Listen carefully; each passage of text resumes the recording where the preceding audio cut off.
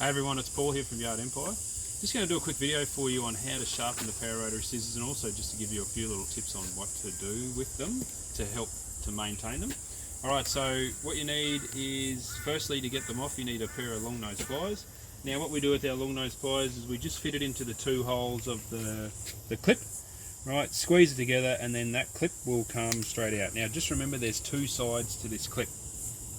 You've got a flat bottom, and then you've also got the top. Now on the top you've got some little tapered edges around the top. Now those tapered edges are designed to fit and lock into the pins that are in the head of the power rotary scissors. So just remember, when you put it together, that completely flat side is what goes against this face.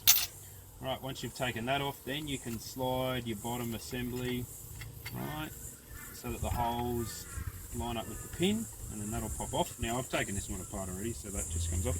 But then what you would do is you would just do the same thing with these, slide it into the position where the pins match up with the bigger holes, and then pop that off.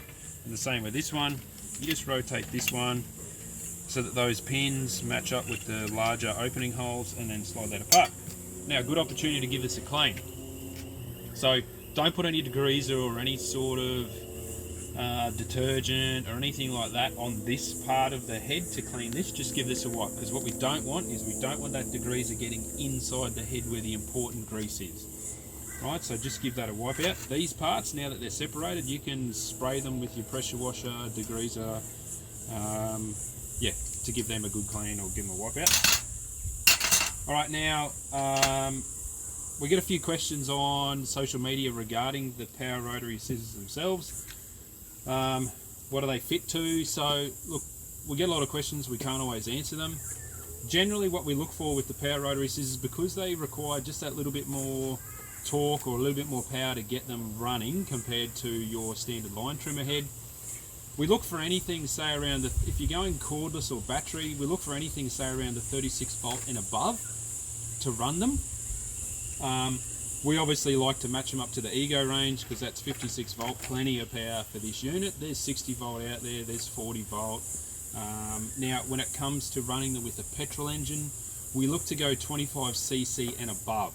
Doesn't matter if it's 2-stroke or if it's 4-stroke, but the larger size engine is what we want. I mean, 25cc is about mid-range, but you want to go there and above at least. But if you have any questions, please get in touch with us, give us a call, but just be patient, we will answer your questions.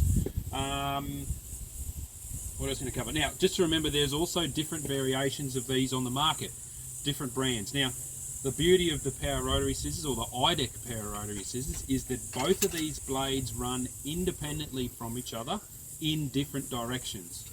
Okay, now that gives you a very efficient cut, both the blades rotating fully 360 degrees. Now I've got to stress the fully 360 degrees, because not all of them do it. Some oscillate, right, like a bit like a hedge trimmer. Some, one blade rotates and the other blade is fixed.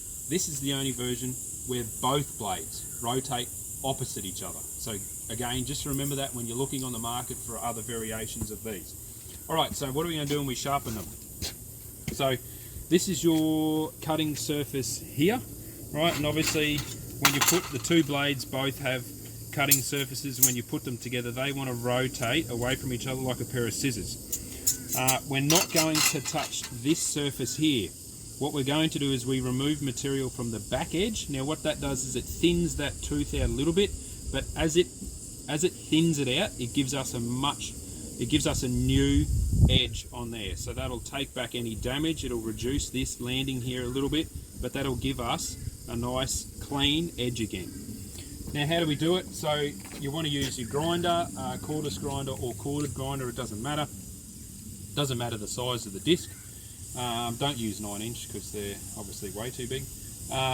What you want to use is, you can use a polyfan disc, which is this one, or you can use a sanding pad. Now the sanding pad is good because it's got a nice hard flat back on it, is the sanding pad. So that hard flat back allows you just to run the edge of that sanding pad at roughly the right angle just across the back here, and it'll give you a nice flat surface. This polyfan one's got a bit of an angle to it. I don't mind it because I use these plenty. But I do prefer to use the sanding pad. If we were at the workshop, I'd use the sanding pad. Alright, now don't forget your PPE. So Be careful of where you're doing it. Wear your hearing protection, also wear your eye protection. All right, now I'll show you. I'll do one. We'll probably fast forward it when we come for editing it. But I'll do one and then I'll show you what it looks like.